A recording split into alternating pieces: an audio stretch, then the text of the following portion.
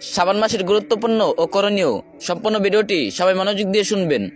Number 1, শাবান নামটির অর্থ ইতিহাস।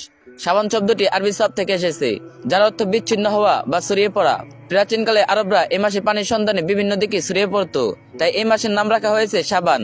ইসলামের দৃষ্টিতে এটি ইবাদতের মাধ্যমে বরকত ছড়িয়ে দেওয়া মাস। 2, কিবলা পরিবর্তনের মাস।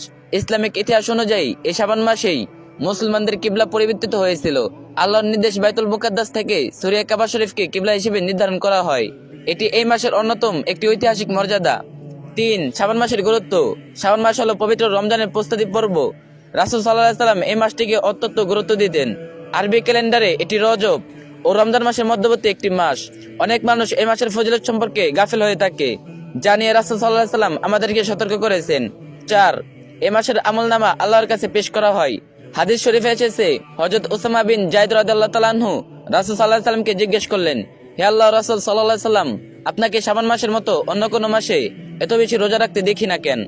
রাসূল সাল্লাল্লাহু আলাইহি সাল্লাম উত্তরে বলছেন, এটি এমন একটি মাস যা রজব ও রমজানের মাধ্যমে পড়ে, অথচ মানুষ এই মাসটি সম্পর্কে উদাসীন থাকে।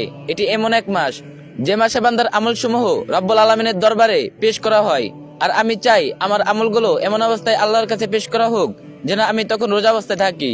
সুনানে নাসাই 1357। 5, রমজানের প্রস্তুতি। শাবান মাস হলো মূলত রমজানের জন্য নিজেকে মানসিকভাবে এবং শারীরিকভাবে প্রস্তুতি করা মাস। সাহাবায়ে কেরাম এই মাসে বেশি বেশি কোরআন তেলাওয়াত করত এবং দান সদকা করতেন যেন রমজানের ইবাদত সহজ হয়। শাবান মাসের বিশেষ আমলসমূহ কোরআন ও সহিহ হাদিসের আলোকে এই মাসের প্রধান আমলগুলো হলো অধিক হারে নফল রোজা রাখা। শাবান মাসে রাসূল সাল্লাল্লাহু আলাইহি সাল্লাম বছরের অন্য যে কোনো মাসের তুলনায় রমজান ছাড়া সবচেয়ে বেশি নফল রোজা রাখতেন। হযরত আয়েশা রাদিয়াল্লাহু তাআলা আনহা বলেন, আমি রাসূল সাল্লাল্লাহু আলাইহি সাল্লামকে রমজান ব্যতীত অন্য কোনো মাসে পূর্ণ এক মাস রোজা রাখতে দেখিনি এবং শাবান মাসের চেয়ে কোনো মাসে বেশি রোজা রাখতে দেখিনি। সহিহ বুখারী 1969। বিশেষ দ্রব্য, যাদের উপর পরবর্তী রমজানের কাজা রোজা বাকি আছে তাদের জন্য এই মাসে সেই কাজা রোজাগুলো আদায় করে নেওয়া উত্তম। বেশি বেশি কোরআন তেলাওয়াত। সালাফ বা পূর্বসূরি আলেমগণ শাবান মাসকে কারীদের মাস বলতেন। তারা এই মাসে ব্যবসায়িক ও দুনিয়াবী ব্যস্ততা কমিয়ে দিয়ে কোরআন তেলাওয়াতে মগ্ন হতেন। মধ্য শাবানের রাত লাইলাতুন নিসফি মিন শাবান। শাবান মাসের 14 তারিখ দিবাগত রাত বা শবে বরাত নিয়ে হাদিসে বিশেষ বর্ণনা রয়েছে। রাসূল সাল্লাল্লাহু আলাইহি সাল্লাম বলছেন, নিশ্চয়ই আল্লাহ তাআলা মধ্য শাবানের রাতে তার সৃষ্টির প্রতি দৃষ্টিপাত করেন এবং মুশরিক ও বিদ্বেষ পোষণকারী ছাড়া সবাইকে ক্ষমা করে দেন। ইবনে মাজাহ 1390। তাই এই রাতে ব্যক্তিগতভাবে আল্লাহর কাছে ক্ষমা প্রার্থনা করা এবং শিরক হিংসা থেকে অন্তরকে পবিত্র করার চেষ্টা করা উচিত।